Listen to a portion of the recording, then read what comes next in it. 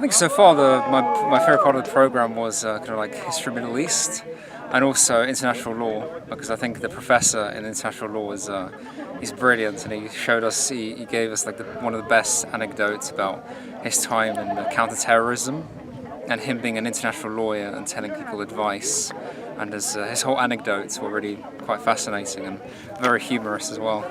I'm getting out from the programme. I'm getting out basically like real theories and real things to apply to real world situations.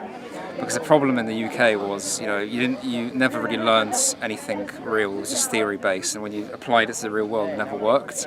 Here, you learn from like a realist perspective about how life is and how people wouldn't always get on, and that's just the way things are.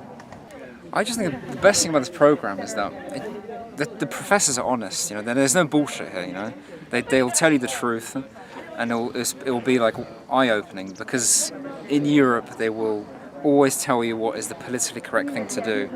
You won't learn any new approaches to anything in the West. It's just very Western-centric. Here you learn different approaches. You learn Islamic approaches to conflict, which is in fact they have some useful skills.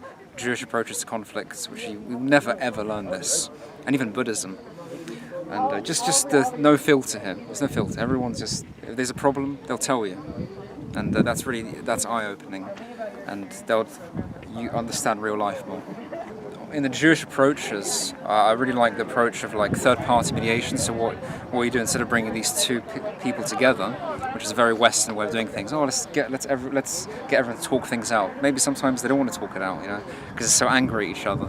So in fact, sometimes it's better to like separate them, mediate between the two. So like this person said this, and then the mediator goes to the other person and says, okay, this person said this, and only finally is it good to bring them together to shake hands. Otherwise, if they just meet together when they're angry, it's very counterproductive. So in that way, that's one thing I really learned in Jewish approaches to conflict.